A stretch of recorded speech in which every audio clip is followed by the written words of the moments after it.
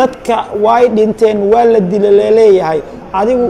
ma garanaysaa oo kaliya Sufyaan waxaad u dhowdahay in lagu dilo ama xaq lagu dilo ama baadil lagu dilo ma aaminsan tahay in haddii aad dhimato adigoo mashruuca calanka iyo waxyaabahan wada in aad wada xaq ah oo saxan aad ku dhimantay ma aaminsan tahay waayahay Sufyaan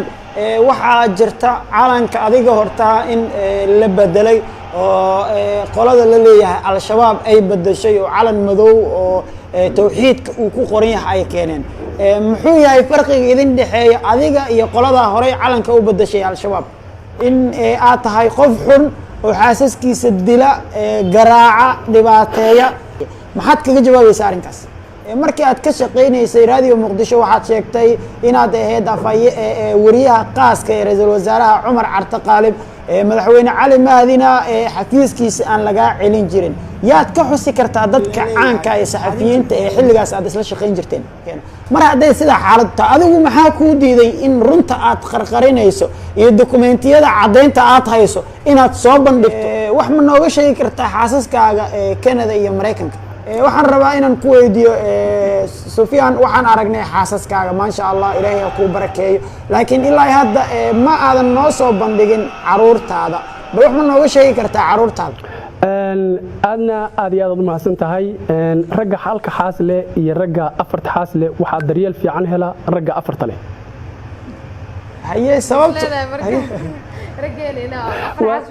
su-aashan hadda aad i weydiinayso ma raba inaan ka jawaabo qaar ayaga kamida ayaa qirtay inaysan meesha joogin laba kamida ayaa qirtay inaysan meesha joogin anigana aysan weligay arkin idinkoo 28 qofood ayaa waxa rabtaan 18 milyan in aad fikirkooda bedeshaan yaa arrinkan idinku fangareeyo mudane Sufyaan fikirka Sufyaan iyo hadafka uu arrinkan ka damacsan yahay waa laba qodob qodobka koowaad waxay dhaheen wuxuu doonayaa inuu caan noqdo oo Soomaalida oo dhan wada garato baraha bulshada waxa uu habeen waliba u dhax taagan yahay waa arrinka kuwa kale waxay leeyihiin ninkan hadafkiisu inta uu ka weyn yahay madaxweynenimo ayuu u cararaya waa mahadsan tahay waa su'aal aan rabay runtii inaad i weydiiso waa su'aal aan rabo shacabka Soomaaliyeed inaan ka qanciyo anagu al-shabaab ma nihin sheekadoodu waxay tahay marka anagu waxaan ka imid jilib maamaha ayaan leenahay waxa la yiraahdo kulush timir deeri waay qaraarteere macnaha mar hadaanan nin haysanin mar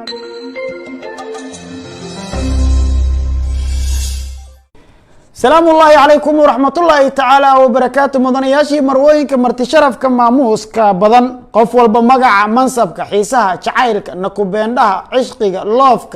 وحول بو يقول داونا يا كو سلامية وديار قروا برامجك عيساها بدنا عويس كأدنا تشنل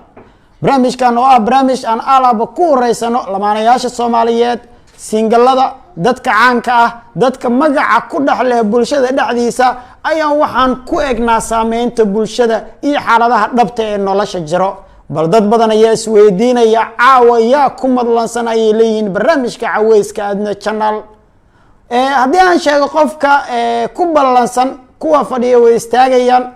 kuwa istaagsanna way fariisanayaan dad badan ayaa koobab iyo tarmuusyo ku soo qaadan doona kafe iyo qaxwo si ay barnaamijkan u daawadaan waxa caawa barnaamijka noogu madlansan Sufyaan Sheekh Axmed afar xaasle dadba si ay u yaqaaniin walaalkeen marka hore soo dhawow أعوذ بالله من الشيطان الرجيم بسم الله الرحمن الرحيم اللهم صل على محمد وعلى آله وأصحابه ومن تبعهم بإحسان إلى يوم الدين ودوهاي هنا channel وكدوهاي وحن كلون سلام يا بهذا إذا داونيسا thank you very much وتاي وما صنتاي طبعا سؤاله عاو آد بان اسكو ويررينا أرمها بولشدة أيين وبدن دونان حدي الله وين laga helo adna ayaa iyadana caawa dood aad u ballaaran qabto oo su'aalaha noo bilaabi doonto dabcan anigu ma weydiinayo Sufyaan Sheekh Axmed walaalkeen meesha uu ku dhashtay magaciisa saddexan taariikhdiisa dadku way ka wada dharagsan yihiin intaas waxaan galaynaa su'aalaha xasaasiga aan ugu talagalnay barnaamijka inaan ku soo qaadan su'aasha ugu horeysa waxaan siinayaa afardaan orideeda adna soo dhawow hayo ugu horeen waa ku salaamay adna baahi ma ku hayso codkaaga kor u qaat nin mas'uul ah professor mutacallim ayaad wareysanaysaa hay iska dhig haye ma sha Allah Sufyaan waan ku salaamay su'aasheeda ugu horeysa waxay tahay Sufyaan oo ragii waad barakicisay mid waliba afar xaas ayuu rabaa maxaa noogu dirtay rageena بسم الله أنا وأكو سلامة مركلة thank you very much su-aashaasi waa su-aasha aan rabo shacabka Soomaaliyeed inay isweydiiyaan sida xaqiiqdu ay tahay dadka Soomaaliyeed ay og yihiin wadankeena waxa lagu hayaa dagaal aad u baan oo lagala dagaalamayo in uu kordho bulshada Soomaaliyeed inay kororto ama kor u socoto saad aragteenba muddadii hadda ugu dambeysay waxa igu socda dagaal baan oo ka imaanayay hay'ado wata dad Soomaaliya hay'adahaasi waxay ugu talagaleen wadanka Soomaaliya inuu san kordhin populationka Soomaaliya waa siyaasad ka soo horjeeda siyaasadda islaamka marka aan soo bandhigay xaasaskayga aniga ujeedadii aan ka lahaa waxay ahayd san horeba u sheegay siyaasadda islaamka inaan kor u qaado waxaan marka ku leeyahay hana iyo dadka la midka iyo saaxiibadeed ma ihi inaan rabo inaan ku diro reeraha inaan burburiyo dooni maayo gabdhaha iyo raggu inay iska hor yimaadaan waxaan doonayaa shacabka Soomaaliyeed inuu bato waxaan doonayaa gabdhaha guur la'aanta in ay guursadaan oo loo hiiliyo waxa aan faray ragga Soomaaliyeed waxaan faray inay qaataan culays waxaan u hiiliyay gabdhaha Soomaaliyeed gabdhaha intooda aan fahmin oo ay ku shaqaystaan hay'adaha shisheeye ama fikirkooda aaminsan waa jira in masayra oo guru masayrsan waa jira laakiin inta qaylinaysaah waa dad u adeega shisheeye u adeega waa dad aan ka soo horjeeda danta Soomaaliya siyaasadda islaamka intaba marka hana waxaan u hiiliyay wadankayga waxaan u hiiliyay diintayda waxaan u hiiliyay gabdhaha Soomaaliyeed waxaan culays saaray ragga Soomaaliyeed waa maasantahay waayahay Sufyaan walaalkay marka hore magacaan ka saxo waa adna okay waxa la leeyahay dadka dagaalka kugula jiro haatan 80% waa dumar kaaga baqanayo in ragooda aad afar xaas ay yeeshaan ama aad ku darto sida aad dadka adigu ku boorinayso ma aaminsan tahay dadka kula dagaalamaya ee mucaaradka kugu ah in ay dumar ku jiraan absolutely waan ogahay wax mucaarada oo raga intaan ka ahayn dhowr nin oo dhadiglayaal ah way yar yihiin oo raggu kuma jiraan mucaaradka ugu badani wuxuu ka yimid dumarka hase yeeshee dumarka mucaaradka uu ka yimid waxaan u kala qaadaynaa laba qaybood qaybi waa gabdho Soomaaliyeed oo sidaas adna ay sheegto oo kaleeto xoogaa masayr yar oo ah in aysan lala guursan iyo ay ku jiraan laakiin islaama diintoodii haysta waana masayrku waa wax caadiya waa wax lala dhashay waa wax gabdhaha Ilaahay ku abuuray lagama bixi karo taasi waa wax la fahmi karo laakiin daawo ayay leedahay daawadeedu waa diinta islaamka iyo iimaanka in kor loo qaado waxaan daawo lahayn waxa dhiba wax yar in yar oo bulshada Soomaaliyeed aan u maleynayo hadii la qiyaaso inay runtii wax yar ay yihiin oo dumara oo ah dumar ay ka muuqato in ay ka tageen dhaqankii diinta islaamka caariyada oo u ololeynaya ama u doodaya iska dhigaya inay u doodayaan xuquuqda dumarka laakiin aan u doodin xuquuqda dumarka waxa uu kuwaasi waa kuwii baarlamaanka geeyay in gabadha islaamka ee Soomaaliya hadii ay zina gasho ay u banaan tahay waa kuwii baarlamaanka geeyay in qofku rabo uu la jiifan karo waa kuwii baarlamaanka geeyay in shacabka Soomaaliya tiradooda la yareeyo mar hadii ay ku taliyeen nin la jiifan karo naag la jiifan karto micnaheedu waxa weeyaan dhowr iyo 20 kano soo socota in Soomaaliya ay baabaado wadankeena dad kale u qaato marka aadaan ka jawaab su'aashaadii way jiraan gabdhuhu inay yihiin dadka mucaaradka laakiin gabdhaha intooda badani waa sheeko masayr hase yeeshee waxa ku dhex jira oo ku dhex qasan in yar runtii oo u adeegaya hay'adaha shisheeye iyo dhaqamada gaalada waa maasanta walaalkay Sufyaan waxaan rabaa inaan ku weydiiyo dadku waxay yiraahdaan Sufyaan afarta xaas kuwa waxay yiraahdaan wuu sixraday kuwa waxay yiraahdaan lacag badan ayuu ku indhasar caadiyay anigu intaba ma aaminin intaan afka ka maqlaya guursiga dumarka badan ma wuxuu ku xiran yahay ragga inuu xariif yahay ma wuxuu ku xiran yahay in ragga lacag badan uu haysto dumarka ku qanciyo muxuu ku xiran yahay adsleeda sidaan horeba u sheegaba aad baad u mahadsantahay wariye sidaan horeba u sheegaba guursiga dumarka badani wuxuu ku xiran yahay oo kaliya ninku inuu leeyahay aqoonta islaamka oo toosan inuu runta sheego oo uusan gabadha islaamka uusan sirinin gabdhaheena Soomaaliyeed marka aad weydiiso maanta oo tiraahid maxaad u guursaweyseen waxay ku leeyihiin raggii aawe rag ma laha waxay ka wadaani ma aha in nin raga oo wixii ragga lagu yaqaan leh in la waayay macnaha ay ka wadaan waxa weeyaan nin raga oo geesi ah oo runta sheegi kara oo awood u leh ama dareensi kara gabadhaasi inay ku tiirsanto ayaa la laaya waayo waxay ku bilaabeen been waxay sheegeen been arintu waa sida midda kale marka aniga aan ka jawaabatayda waxa la sheegayo bulshadu isla marayso waa wax ay faafiyeen shakhsiyaadkaas aan ku soo sheegay oo ama dhadigle nin rag oo dhadigle ah oo runtii yar 2 iyo 3 iyo 4 wax la mid ah ama dumar qaatay dhaqankii gaalada u labisa sidii gaalada aaminsan fikirkii gaalada qaarkood weligoodba aan la guursan ama inta la qabay muddo yar ay nimankii kala tageen ayagu waxa weeyaan sheekadoodu waxay tahay marka anigu waxaan ka imid jilib maamaha ayaan leenahay waxaa la yidhahdaa tukulush timirdeeri waaye qaraarteere macnaha mar haddaanan nin haysanin mar haddaanan nin lahayn dadka kalena aan ka gubo sidaas ay ka wadaan waa mahadsan tahay waayahay afardhaan horideed aad ninta irin galen waxaan rabaa inaan su-aal yar dhex gashado waxa dad badan oo Soomaaliyeed oo baraha bulshada commentiyadooda aan ka akhriyay ay kugu taageereen in la waayay ninka la dooda calanka arrimihiisa iyo in uu calanka sameeyay Maxamed Cawaali Liibaan arrimo la xiriira iyo sidoo kale in la waayay qof si toos ah u cadeysa waxyaabaha ay dadku sheegayaan in si bareera qofka adigoo wax dilaya aysan ku arkin cadeyntaas labadaas qodob waad kaga guuleysatay ay leeyihiin dadka commentiyada soo bandhigo adigu rajadaada maxay tahay boqolkiiba waa ilaa intee in aad calanka bedesho boqolkiiba ilaa intee ayaad ku qiimeyn kartaa aad iyo aad ayaad u mahadsan tahay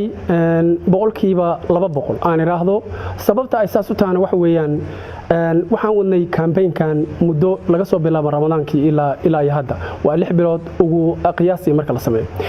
ilaa ay maantay ma hayno qof Soomaaliya oo intuu soo fadhiista miiska ama ha ahaado aqoon-yahan ama ha ahaado qof caadifad kale ah heeso ama wuxuu raba ahaade nagala doodo oo kooxda tala ku nool iyo shacabka Soomaaliyeed ku qanciya tilaabooyinka aan qaadnay inay qalad yihiin taas micnaheedu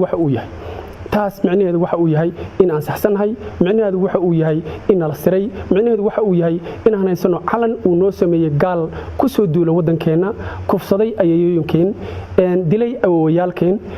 qaarkood runtii marka taariikhdooda laga sheekeeyo sida ninka la yiraahdo Rodolfo Garciani aad matagaysid waxa uu ku sameeyay shacabka Soomaaliya calankii uu sameeyay ninkaasi in lagu sii dhaganaado waxaan u maleynayaa bulshada Soomaaliyeed way ka hooseysaa shacabka Soomaaliyeed way fahmeen wali ma aysan gaarin meeshaan rabnay saad ogtahay bulsho marka rabay wax laga dhaciyo oo la bedelo ama la sameeyo waxa la yiraahdo fundamental shift in laga bedelo aasaaska bulshada ay ku fadhisay waxa loo baahan yahay inay qaadato time-ki ay qaadanaysaa laakiin rajada in la bedelo calanka Soomaaliya waxaan hubnaa 100% jinnigii dhaladii waa ka soo baxay waayahay Sufyaan waxaa jirta calanka adiga horta in la bedelay oo qolada la leeyahay al-shabaab ay bedeshay oo calan madow oo tawxiidka uu ku qoran yahay ay keeneen muxuu yahay farqiga idin dhaxeeya adiga iyo qolada hore calanka u bedeshay al-shabaab waa mahadsan tahay waa su'aal aan rabay runtii inaad weydiiso waa su'aal aan rabo shacabka Soomaaliyeed inaan ka qanciyo anagu al-shabaab ma nihin fikirka ay wataan ma wadano qaabka ay wax u wadaan ma wadano anagu waxaan nahay dad islaama waxaan nahay dad wadaniyiina waxaan nahay dad aaminsan wadankooda waxaan nahay dad diyaar waa inay wax ku bedelaan hadal kaliya ma rabno xataa inaan caytano inaan dagaalano ma rabno qaacidada ama hadafka tala ku nool waa ka mamnuuc waxaan kaloo nahay dad taageera dawladooda hadda jirta tii hore taageeray midaan taageersan midda imaad doonana taageeraya waxa aan ku kala duwanahay marka waa sidaas kow midda kaleeto calanka annaga aan samaynay waxa ku yaala tawxiidkii laakiin waxaan isticmaalnay taariikhdii Soomaaliya waxaan isticmaalnay dhaqankii Soomaaliya waxaan isticmaalnay inaan ku muujino diinteena Islaamka calanka aan samaynay waa calan u go'an ama lagu aqoonsanayo ama laga dareemayo astaamaha Soomaaliya waxaan rabaa sidoo kale inaan ku darsado wariye calanka anagu aan samaynay markii aan go'aankan qaadanaynay uguma aanan talagelin qorsheena ma ahayn in calanka anagu aan samaynay la qaato hadafkeenu waxa uu yahay in calanka iyo astaanta qaranka la bedelo wixii lagu bedeli doono ama ha ahaato midka aan wadno ama ha ahaato mid kale oo Soomaali ay ka tashatay Soomaali ayay u taalaa waxaana lagu bedeli doonaa wada tashi siyaasadeed wada tashi iyo safgarad waxaana bedeli doona shacabka Soomaaliya ma noqon doono calan uu leeyahay hal qof oo kaliya uma ogolin mana rabno inuu hal qof yeesho waayo waxaan rabnaa inuu noqdo calan shacabka Soomaaliyeed ay wada samaysteen ayagoo soo jeeda oo indhahoodu shanta yihiin waa maasanta waayahay afardaan orideed adna ayaa fafaqanaysa laakiin su'aal kale ayaan ka hormarsanayaa dad ayaa waxay leeyihiin fikirka Sufyaan iyo hadafka uu arinkan ka damacsan yahay waa laba qodob qodobka koowaad waxay dhaheen wuxuu doonayaa inuu caan noqdo oo Soomaalida oo dhan wada garato baraha bulshada waxa uu habeen waliba u dhax taagan yahay waa arinka kuwa kale waxay leeyihiin ninkan hadafkiisu inta uu ka weyn yahay madaxweynenimo ayuu u cararayaa ma waxa jiro waxyaabaha dadka ay sheegayaan wax miyaa ka jira su-aashaas haddaan ka jawaabo mid waxay ku qoran tahay hadafka iyo ujeeddada tala ku nool. Ujeeddada tala ku nool iyo hadafka tala ku nool waxaa ka mid ah ku qoran in qof ah xibin tala ku noolihi uusan qayb ka noqon karin xisbi siyaasadeed,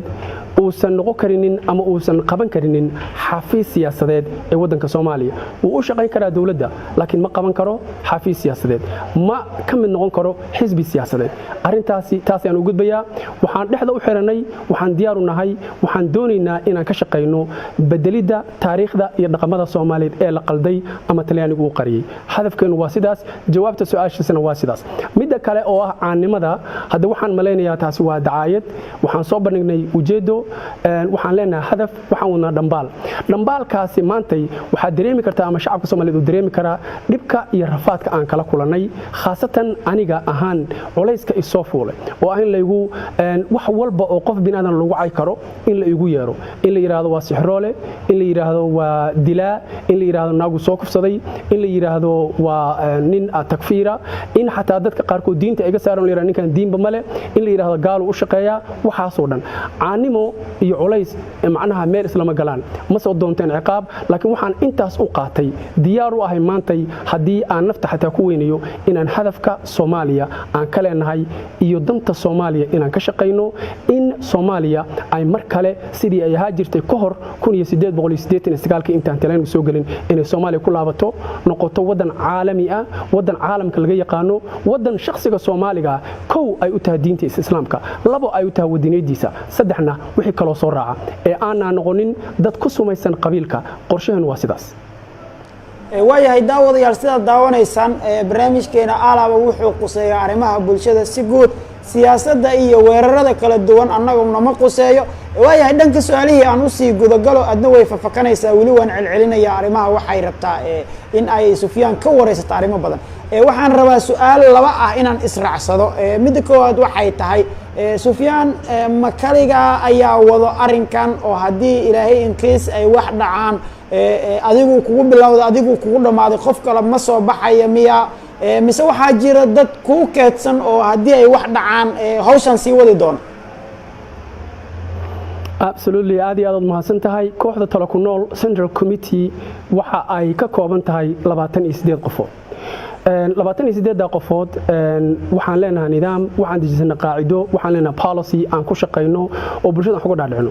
mar kasta waxa banaanka joogi doona hal qof. haddii maanta waxay ku dhacaan shakhsigii igu xigay ama deputy-gayga maanta ah oo arrintan wadi lahaa waa diyaar, wuuna soo bixi doona haddii la yiraahdo. waxaan kaloon shacabka Soomaaliyeed maanta ka baryayaa, waxaan ka codsanayaa inay noo soo duceeyaan. xibin muhiim ah oo reer talo ku nool ayaa xanuunsan, runtii xanuun aad u xun. waxaan idinka baryayaa inaad noo soo duceysaan si ilaahay u badbaadiyo. waa shakhsi muhiima, waa shakhsi qarana, waa shakhsi runtii wax badan u horay qarankiisa ayadoon cidna ogeyn magacna uusan ka helin. waa maasantiin. waayahay ilaahay waxaan ugu barinaynaa inuu caafimaad siiyo. marka idinkoo 28 qofood ayaa waxaad rabtaan 18 milyan in aad fikirkooda bedeshaan.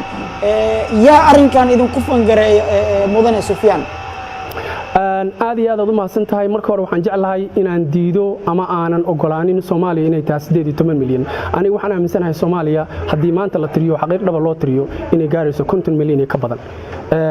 fikirka ah 18 milyan iyo wixii la mid ah wixii ka hooseeya waa tiro ay noo sameeyeen qaramada midoobay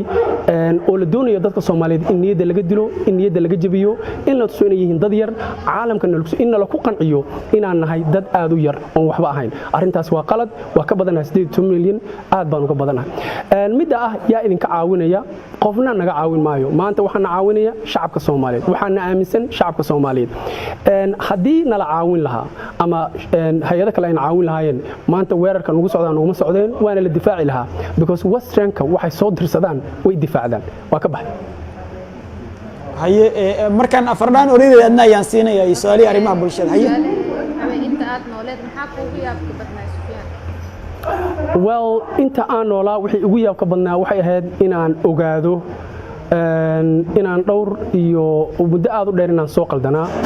inaan Soomaaliya calanka aan u heysay, calanka aan xirtay, calanka aan jeclaa inuu yahay calan lagu caabudo shaytaan. tii ugu yaabka badneed intaan noolaa taas bay ahayd. waayahay waxaa jirta in hadallo la isla dhex marayo qof baa si gaar iiga codsaday hal su-aal in aan ku weydiiyo hadday suuragal noqonayso xilligii aad ka shaqaynaysay radio muqdisho dadka way dhinteen waa la dila leeyahay adigu ma garanaysaa oo keliya su-aashaas waxa weeyaan hadda waxaan saaranahay maxkamadda shacabkaan saaranahay maxkamadda shacabka marka aan saaranahana waxa weeyaan su-aalaha qofku waxaa loo baahan yahay inuusan ka hormarin saad ogtahaba waxaa jirtay statement aan sameeyey markii programkan uu bilowday oon ugu talagalay inaan ku hogaamiyo ama aan ku jideeyo ama aan ku jiheeyo marqaatiyaalka soo bixi doona waa ku guulaysta taas statementkaas wuxuu ahaa inaan waxaan jiraa ama aan jira waqtigaas 16 sano 17 sano waxay ahayd waxaan ugu talagalay in aan ku jaahwareeriyo ama ku hogaamiyo in beena badan ay soo baxaan tusaale haddaan ku siiyo maantay marqaatiyaalka soo baxay waxay diideen inaan ahaa nin mutacalima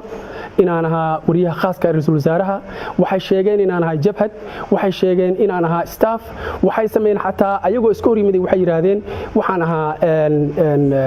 nin la socday ciidamadii General Aydiid waxaasoo dhan waxay ahayd statementigaas aan sameeyay ee ahayd waxaan jiraa 17 sano 16 sano waxaan ugu talagalay maxsuulka ama miradhalka noocaas inuu ka soo baxay waana ka soo baxay su'aashan hadda aad i weydiinayso ma rabo inaan ka jawaabo qaar ayaga kamida ayaa qirtay inaysan meesha joogin laba kamida ayaa qirtay inaysan meesha joogin anigana aysan weligay arkin waa maasanta aan ku saxo mudane Sufyaan qaar maaha dhamaantood qofna ma sheegin in uu arkay adigoo wax dilayo waxa ugu horeeyay nin Cabdisalaan la yiraahdo arinka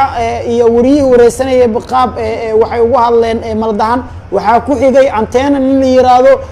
ma sheegin in uu wajigaaga yaqaano iyo in markaad wax dilayso uu ku arkay qofka saddexaad xalay aan si wanaagsan u daawaday dhageystay wuxuu ahaa Cabdiqaadir Walaayo oo isagu sheegay in arinka sidaas ay u dhacday laakiin adiguna uu ku garanaynin xilligaasina uusan Muqdisho joogin ilaa hadda lama hayo qof dhahaya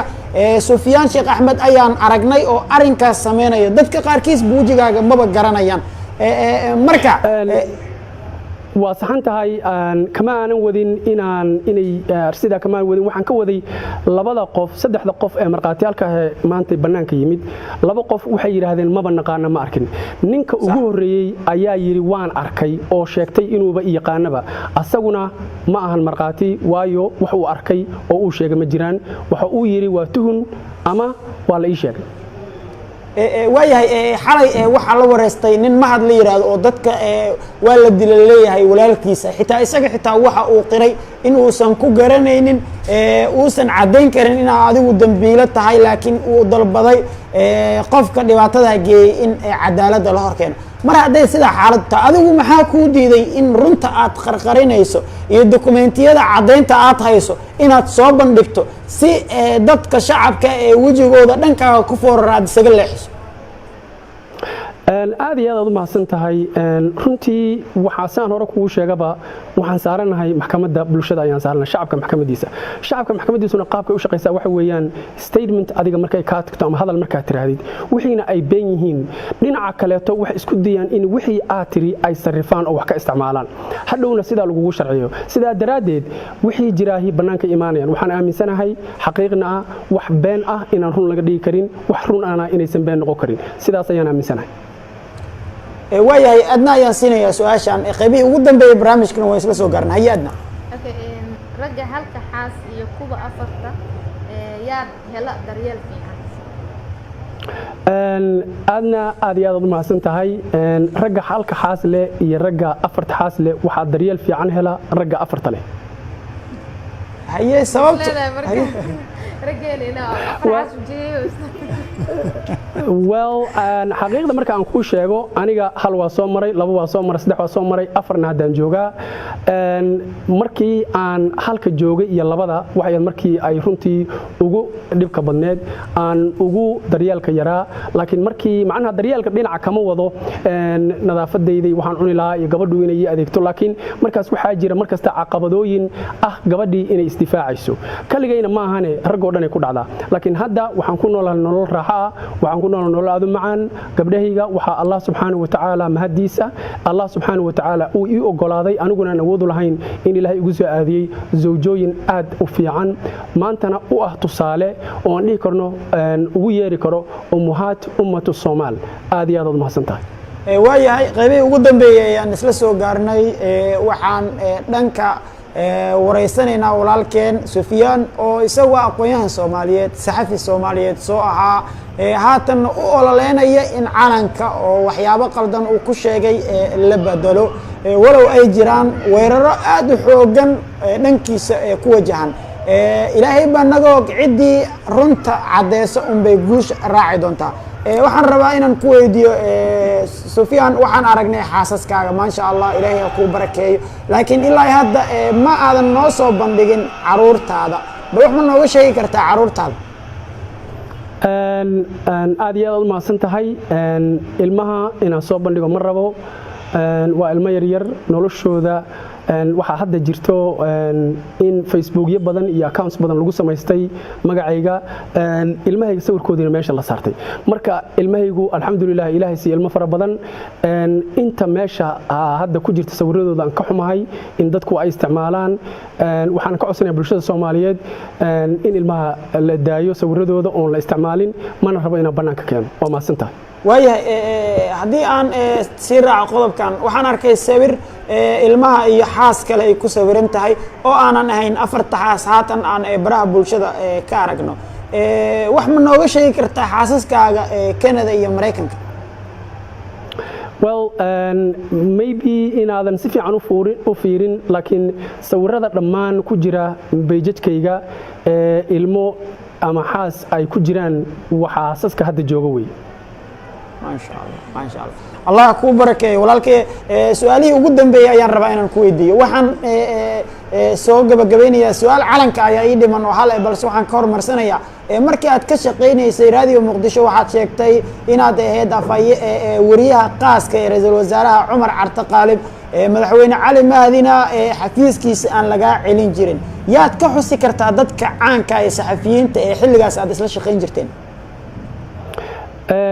runtii waa arrin ku saabsan baaritaanka hadda socda waxa la yiri wuxuu u ahaa staff ayuu wuxuu ahaa gacmo dheer waa nool yahay maantay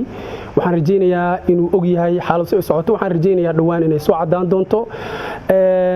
wariyaal badan ayaa joogay oo waqtiga xaadir ahaa ogaa inaan ahaa wariyaha ra'iisul wasaaraha waxaan wiilashiisa qaar kamid ah ayaa ogaa inaan ahay wariyaha ra'iisul wasaaraha oo aan hameenada kamid ah aan xusuusto anigoo gurigayga u socday soo dhaweeyeen aniga iyo